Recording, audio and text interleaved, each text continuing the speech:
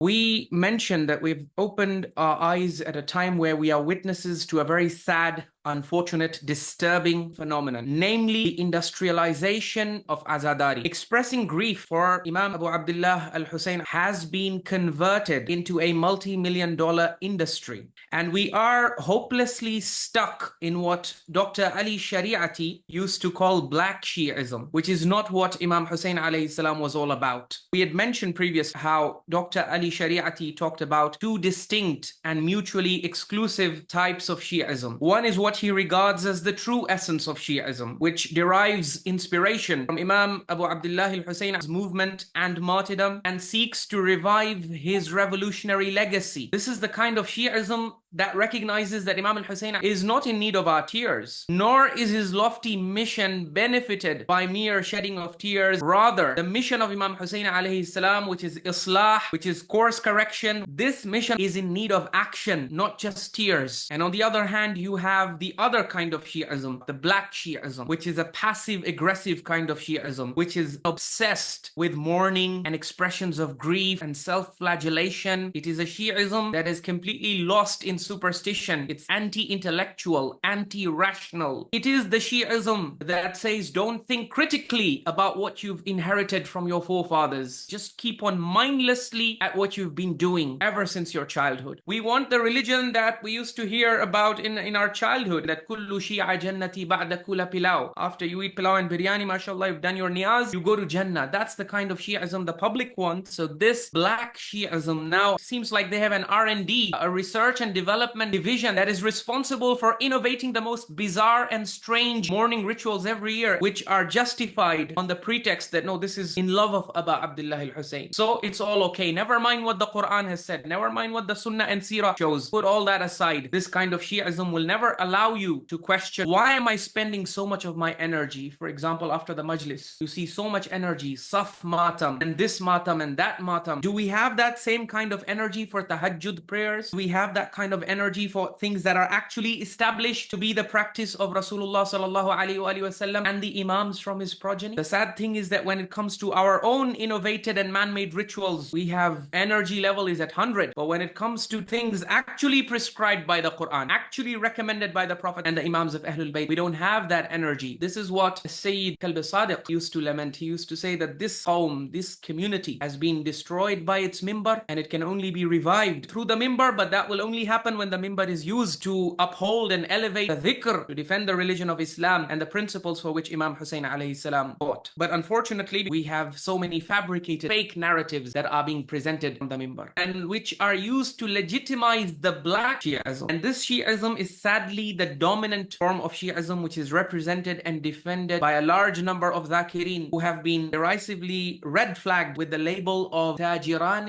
Khune Imam Hussein alayhi salam, because they're quite literally traders who deal in the sacred blood of Abu Abdullah al-Hussein and seek to turn his pain into their profit and gain by selling fabricated narratives without any regard for the sacred goals for which Imam Hussein alayhi salam rose up. So this is what Akhbari Safawid legacy has done to Shi'ism. And the interesting thing is, when they run out of fabricated narrations, they resort to another clever backdoor for smuggling in falsehood into the mimbar and exporting it to the public. And that backdoor is the backdoor of dreams and visions, because these have become a big source of misguidance in our communities. तू कह रहा था बिदात है, आज तू यहाँ बोलते ना पूछो क्या हो गया, बोलते क्या हुआ, बोलते रात को मैं खास सोया, तुम्हारे जाने के बाद मैं सोया, जैसे सोया ख्वाब में देखा कि एक बियाबान में मैं जा रहा, सामने जो है एक फौज, एक लोगों का गुरूह जा रहा है, बस ये गुफ्तगू चल रही थी कि एक मर्तबा मैंने देखा कि एक नूर वाला ऊंट, एक ऊंट जो नूर से बना आसमान में परवाज कर रहा है, उसमें हौदज है। मैंने कहा इसमें कौन है? कहता इसमें ज़ौजा रसूल खदीजा और दुख्तर रसूल फातिमा ज़हरा है। कहते जैसे ये हौदज उड़ के ये ऊंट उड़कर जा रहा था तो एक मर्तबा सब लोग को मैंने पूछा ये सब कहाँ जा रहे हैं? कहते तुझे पता नहीं, ये शबे जुमा है, सब जा रहे हुसैन इब्न अली की ज़ियारत। कहते हुसैन इब्न अली की जियारत के लिए, कहते हाँ, बस एक मर्तबा मैंने देखा उस हौदज से कुछ पर्चियां गिरती आ रही थी, पर्चियां गिरती, और लोग जो जियारत के लिए जा रहे थे वो जो है हाथ बुलंद करके वो पर्ची को लेते थे। मेरे पास में एक शख्स ने उस पर्ची को लिया, खोला तो क्या देखा, उसमें लिखा था हर वो शख्स जो जाहिर बनता है हुसैन का शब जुमा में, ये अमान नामा है जहन्नम की आग से। This is a very clever backdoor. Do you know why? Because they know that when they present unreliable, fabricated narrations, they are at risk of being exposed, because we can always look at the chains, look at the sources. But when they narrate dreams, for dreams you have to offer no evidence. It's just word of mouth. It's hearsay. In our community, they attribute it to the Ahlul Bayt that they go about on flying camels distributing these amanun minan nar, this check of immunity from the fire of hell for everyone who visits the grave of Aba Abdullah al-Hussein on a Thursday night. If you recall, he had presented from the advisories of Ayatollah As-Sistani the ahadith which he authenticates from Imam al-Baqir. He says, don't let anyone fool you. We, the Ahlul Bayt, have no check of immunity handed over to us from Allah to save people from the fire of hell. At the end of that narration, remember, the Imam said, La taghtarru, don't let anyone fool you. We used to think that this kind of deception was only going on in Kufa by the Ghulat, but unfortunately the legacy of the Ghulat is preserved within the black Shi'ism that is being promoted from the mainstream manabir. This claim that is being made that holy ladies from the Ahlul Bayt go around dropping shits of immunity, is this idea endorsed by Allah in the Quran? On the contrary, you find Allah subhanahu wa ta'ala condemning the Jews. Look at what Allah subhanahu wa ta'ala says. He condemns the illiterate among them who know nothing of the book except hearsay, what they hear from their scholars. The scholar said, do this, you will be saved, and they did it thinking they will be saved. He said, do that and you will be saved, and they did it without returning to the book. Then Allah says, فَوَيْلٌ لِلَّذِينَ يَكْتُبُونَ الْكِتَابَ بِأَيْدِيهِمْ ثُمَّ يَقُولُونَ هَذَا مِنْ عِنْدِ اللَّهِ لِيَشْتَرُوا بِهِ ثَمَنًا قَلِيلًا. So Allah says, woe unto those who write the book with their own hands and then say this is from Allah, so that they may sell it for a paltry gain. At the end of the day, all these kinds of false and fabricated narratives, it is sold to the public. Why? Because those who are selling it know that this is what is going to give us gain. So woe to them for what their hands have written, and woe to them for what they earn. Allah is saying that whatever their hands write of fabricated narratives, curse be upon those false narratives and curse be upon their haram earning. And then look at how Allah condemns this group of the Jews. وَقَالُوا لَن تَمَسَّنَا النَّارُ إِلَّا أَيَّامًا مَعْدُودًا. And they say the fire of hell shall not touch us except for a fixed number of days. Allah says, قُلْ أَتَّخَذْتُمْ عِنْدَ اللَّهِ عَهْدًا فَلَنْ يُخْلِفَ اللَّهُ عَهْدًا. Have you taken a promise? Have you taken an agreement with Allah that He will only punish you for a fixed number of days? فَلَنْ يُخْلِفَ اللَّهُ عَهْدًا. So that now that you have taken this promise from Allah, Allah cannot break His promise. أَمْ تَقُولُونَ عَلَى اللَّهِ مَا لَا تَعْلَمُونَ. Is it that you ascribe to Allah, that you claim claims about Allah for which you have la ta'lamun, for which you have no certain knowledge? And then Allah says, you want certain knowledge from me? Let me give you the certain knowledge. بَلَا مَنْ كَسَبَ سَيِّئَةً وَأَحَاطَتْ بِهِ خَطِيئَتُهُ فَأُولَٰئِكَ أَصْحَابُ النَّارِ هُمْ فِيهَا خَالِدُونَ. Certainly, whoever commits misdeeds and is surrounded by his sins, Allah says, make no mistake about it, such shall be the inmates of the fire. They shall remain in it forever. Now look, these Jews were not shameless and brazen to the point of saying that the fire shall never touch us. The Jews are not as shameless as the Ghulat. The Ghulat talk about complete immunity from the fire of hell. The Jews, at least they had some sharam and some shame to say that no, if you do sins and all of that, yes, you will be punished. You will stay there only for a fixed number of days. In Surah Ali Imran, Allah says, have you not considered the case of those who are given a share of the book when they are summoned to the book of Allah in order that it may judge between them? A section among them refuse to comply and they are disregardful. When you invite them to the book of Allah, they say, we don't want the judgment of the book of Allah. Why? Allah says, let me tell you, ذَلِكَ بِأَنَّهُمْ قَالُوا لَن تَمَسَّنَا النَّارُ إِلَّا أَيَّامًا مَعْدُودًا. This is because they say and they claim fire shall not touch us except for a number of days. وَغَرَّهُمْ فِي دِينِهِمْ مَا كَانُوا يَرُونَ. And they have been misled in their religion by what they used to fabricate. This phrase of the Quran summarizes for you the entire deviation of those who deviated among the Jews and Christians, and the entire deviation of the sects within Islam, and especially the deviation of the Ghulat. And then we come to to the verse 123 in Surah An-Nisa. Allah says, لَيْسَ بِأَمَانِيِّكُمْ وَلَا أَمَانِيِّ أَهْلِ الْكِتَابِ. The reality in the hereafter is not dictated by your wishful and fanciful thinking. Reality in the hereafter and judgment in the hereafter is dictated by my verdict, Allah says. It's not as you people are thinking. The correct thinking is, whoever commits evil, yujza bihi, will get the punishment of it. وَلَا يَجِدْ لَهُ مِن دُونِ اللَّهِ وَلِيًّا وَلَا نَصِيرًا. And he will not find for himself any guardian or any helper. Look at how beautifully the authentic teachings of the Ahlul Bayt alayhimus salam and the clear verses of the Quran, look at how they're always in harmony. وَمَا مَعَنَا بَرَاءَةٌ مِّنَ النَّارِ.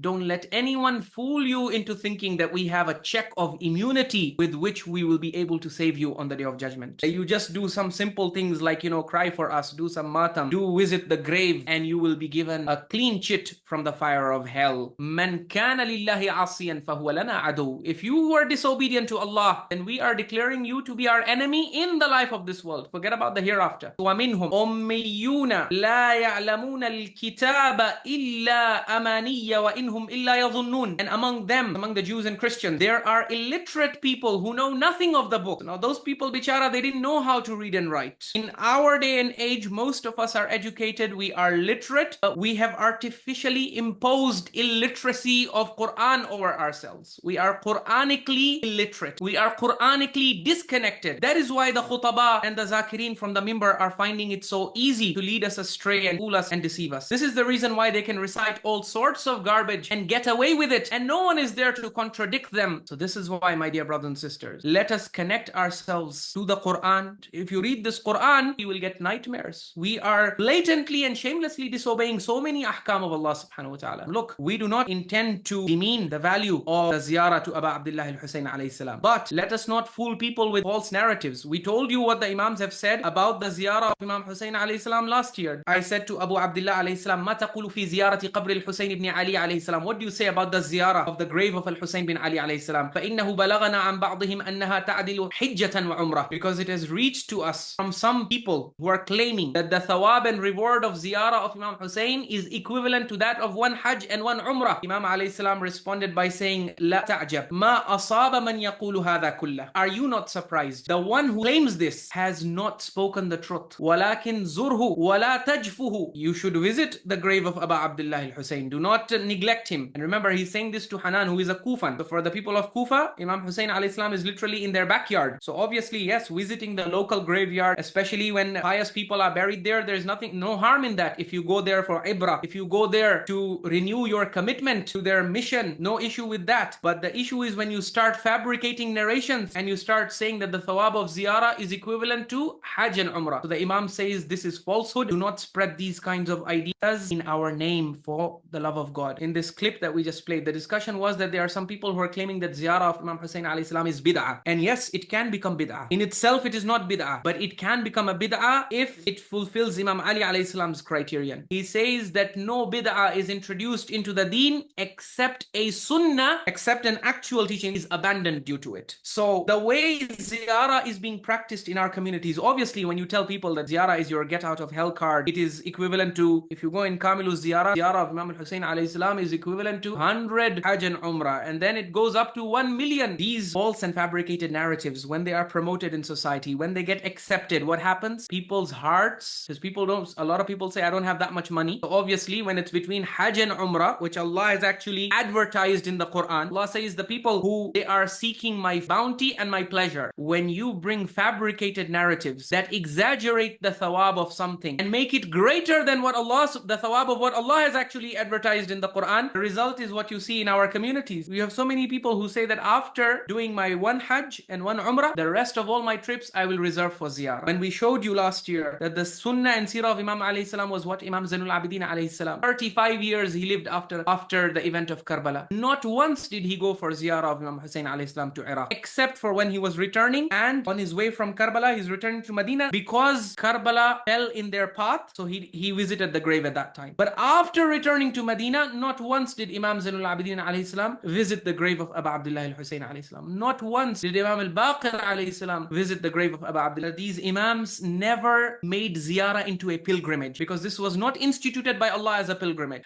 How many Hajj did Imam Hassan alayhi salam perform? 5, 26, 27 Hajj. Our Mawla Hussein, we are commemorating his last journey. Before he went to Karbala, he went to Hajj. Remember when we made the house a mathaba, a place that you return to. Yani you go once and then you save up money. Allah says come back. Because you have exaggerated the thawab of the ziyarah, people have developed a mentality whereby they are giving ziyarah preference and precedence over Hajj. This is because of وَغَرَّهُمْ فِي دِينِهِمْ مَا كَانُوا يَفْتَرُونَ. But today we have, and please don't feel bad if I'm saying this, these are realities. If we don't come to terms with this, if we don't reform our mindset, it will be our loss on the Day of Judgment.